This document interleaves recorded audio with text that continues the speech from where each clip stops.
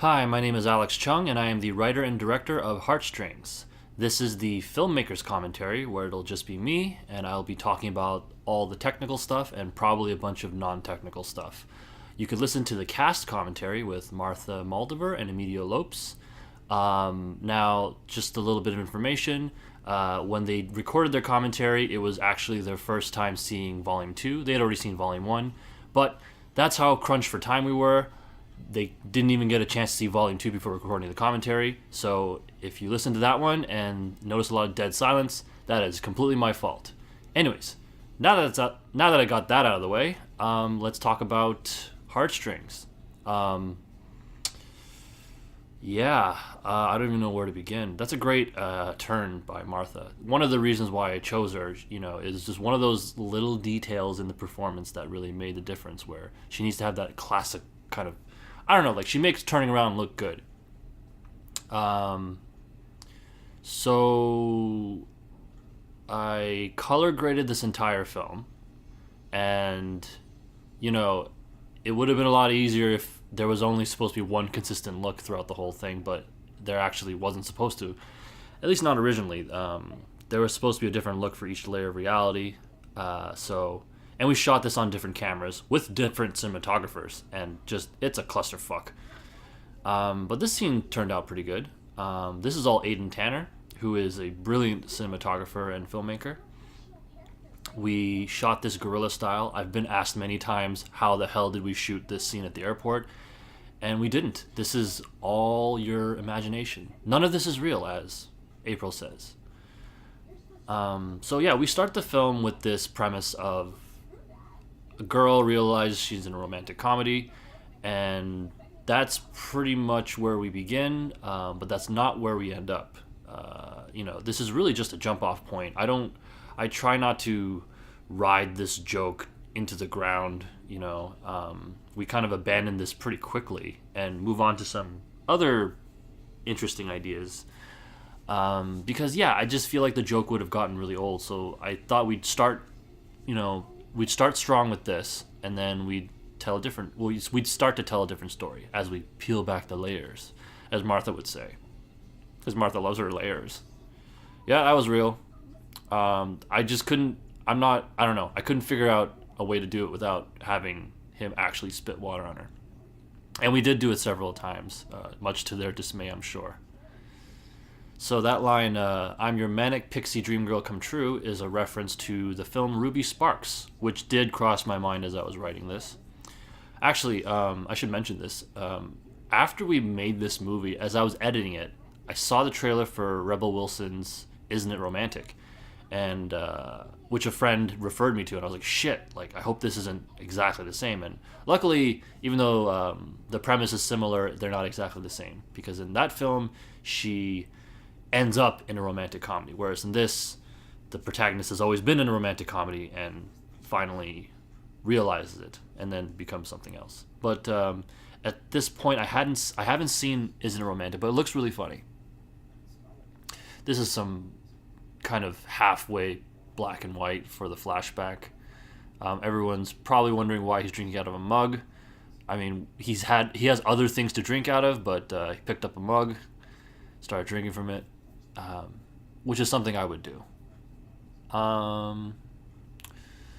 Emilio's really good as Jay. This is his first film, and he's gone on to do some pretty cool stuff. If you've grown up with student bodies like I have, he's acted alongside Mark Taylor, I believe his name is, who played Romeo in Student Bodies. But I'm sure by the time you listen to this, Emilio's done other cool shit that's worth mentioning. I don't know what to say. I don't want to just watch the film and have you wonder why the hell did you decide to listen to a commentary by me in the first place. They're both really good here. It's tough because I usually do action, and I try to do visceral things all the time, whether it's violence or sex, but this is just people talking, and really challenged me as a storyteller to focus on the dialogue, the story, the characters, the acting, all that shit. But everyone did a wonderful job and did the best they could with the material they were given. They really made the words sound better off the page. I really like how gray Jay is in his wardrobe. April's very I don't fucking know, man.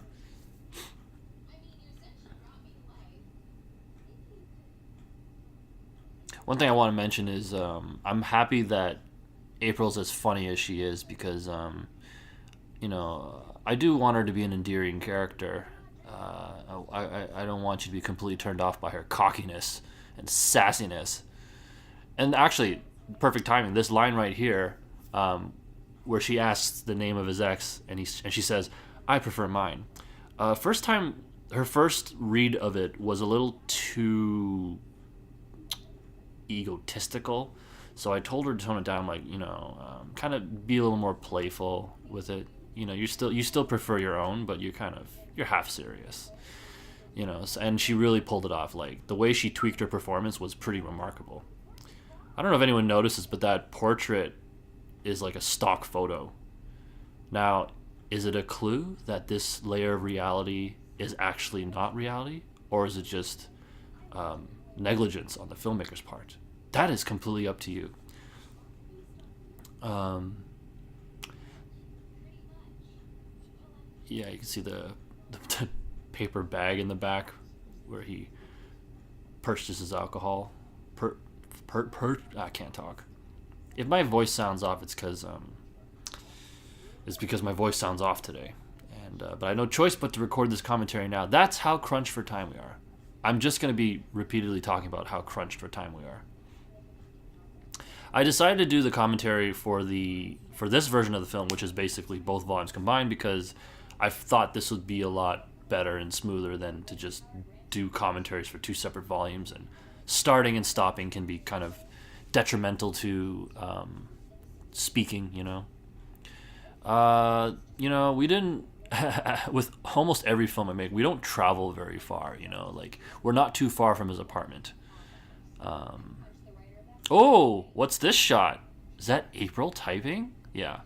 It's funny how like a lot of people don't realize the first go around that in volume 1, like there's a shot of April typing. But oh yeah, that's Martha enjoying her third Subway sandwich or some shit. She ate a lot of sandwiches. She's a fucking sandwich monster.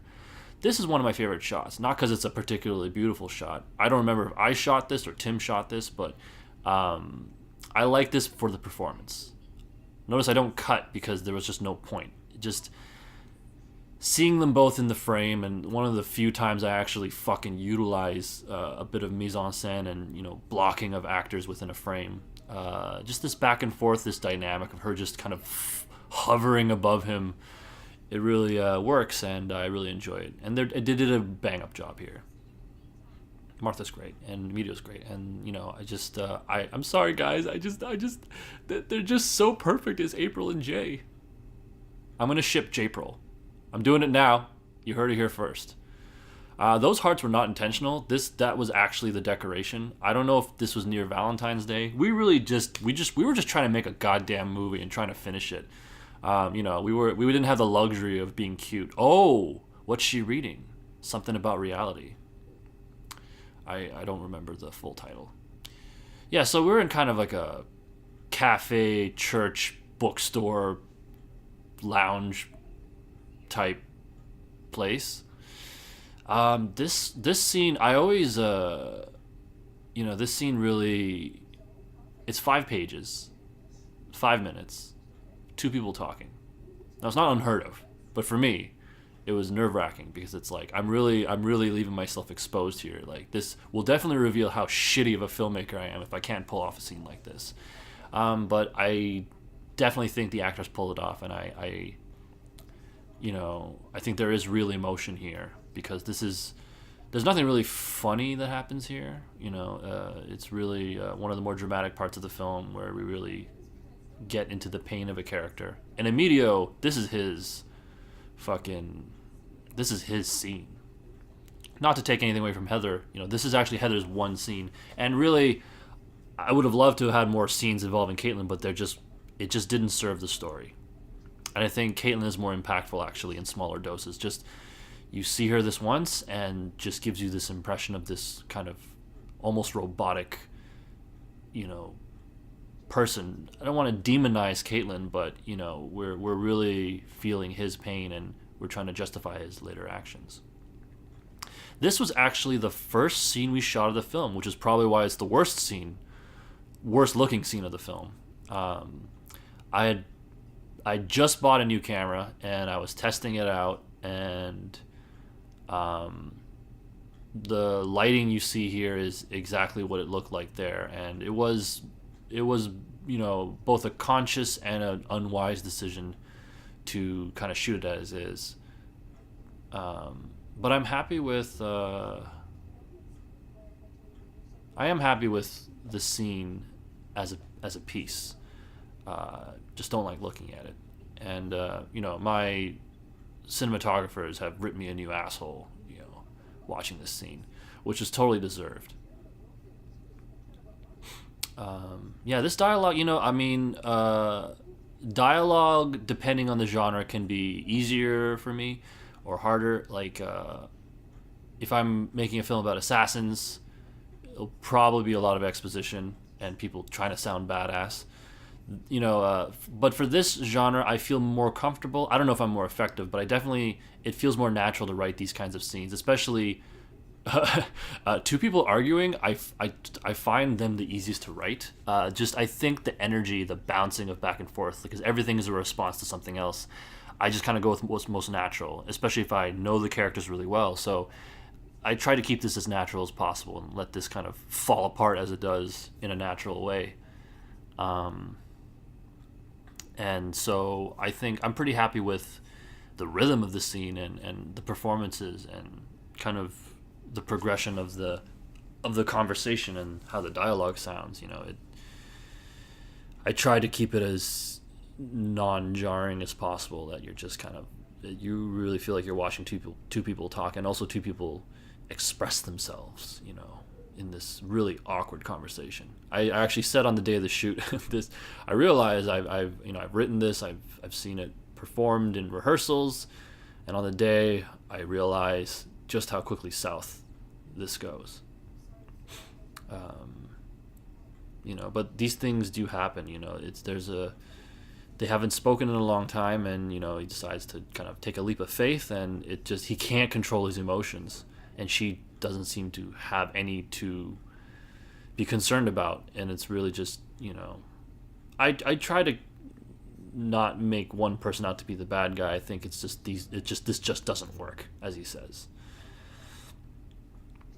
And if you were to see this as volume 1, this would be the climax, climactic confrontation, which leads us to the ending of volume 1, which is where Jay Infinity Gauntlet snaps April out of existence. This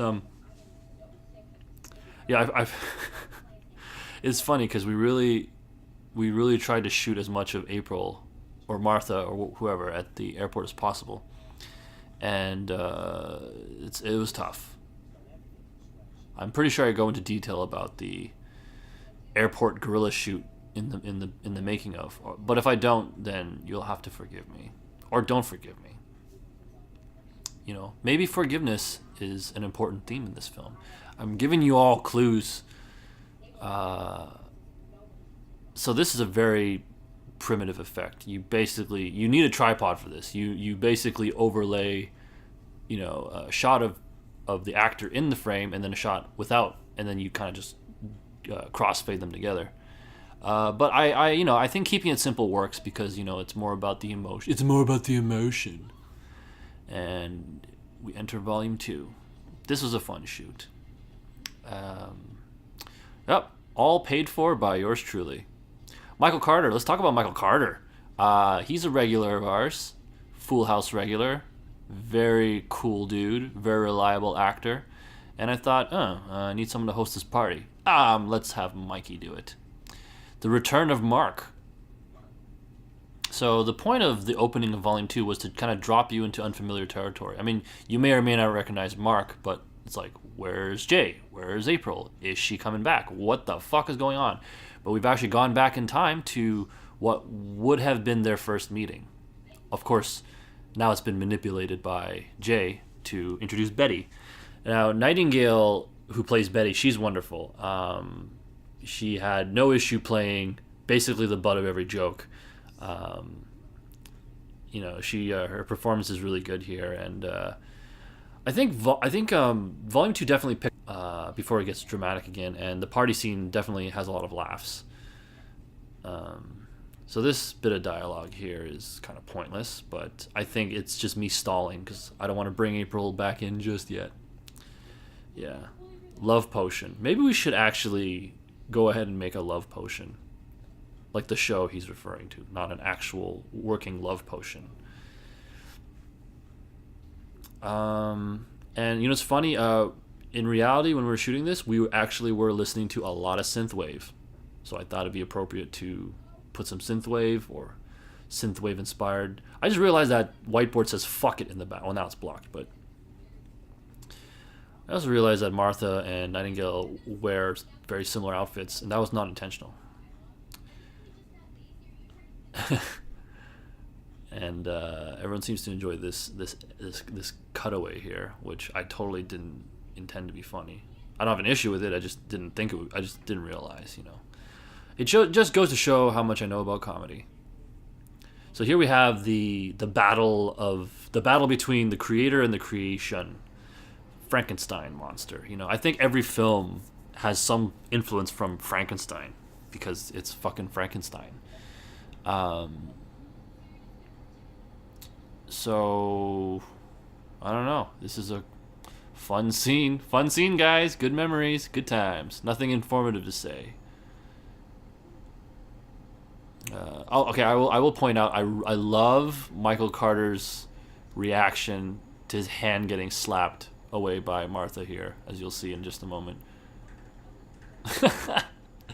That's great. She's such a sassy cat. Yeah, there he punches Betty in the face. This dip took quite a few tries. I I didn't realize it would be that hard, but Martha struggled at first, but in the end was able to pull it off. That is an actual page of the script, and I think this is a breeze for Martha because she's really just reading her lines off the page. And boom! Yeah. It's funny, I wasn't expecting Nightingale to cry, so there's an outtake where I don't know what to do with myself because, I'm not as good of an actor as these folks. And when we go into this kind of montage, not a montage, but we kind of jump through time to different points of the relationship, and Jay's just throwing everything he has at her. And this is actually shot on the street right outside the house of the party. We filmed this before we shot the party scene, so like guests are arriving and we're just outside freezing our asses off. You can't tell it's cold, but we're cold. Originally I had a different wardrobe in mind for both Martha and Emerson, but it was cold, so I told them just bundle up, stay warm. Fuck our plans because we're always crunched for time. The weather's not on our side. God hates filmmakers.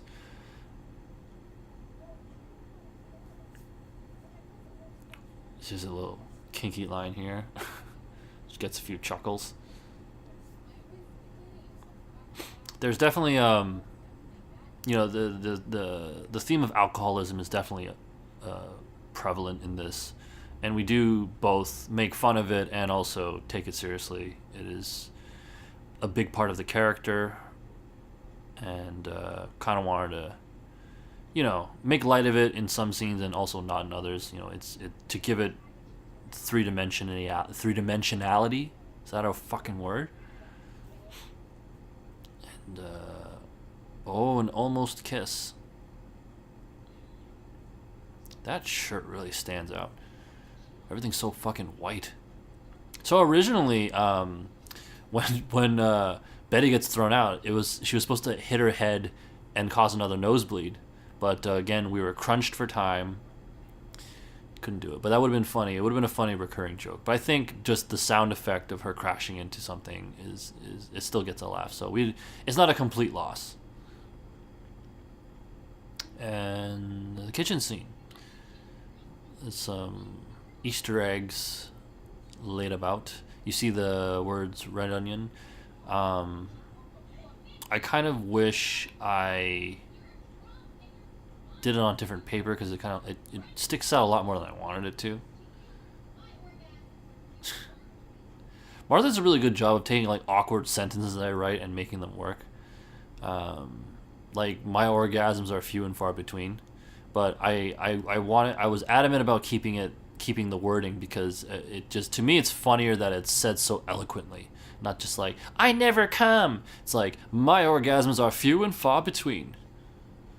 This is also the scene where we tried to get Martha to improv, and it was brutal for all of us. I really was torturing her, and I'm sure she still hates me to this day.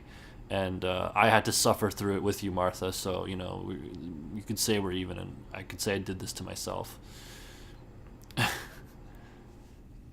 So now we're in the climax of Volume 2, which is, again, a confrontation between a man and a woman.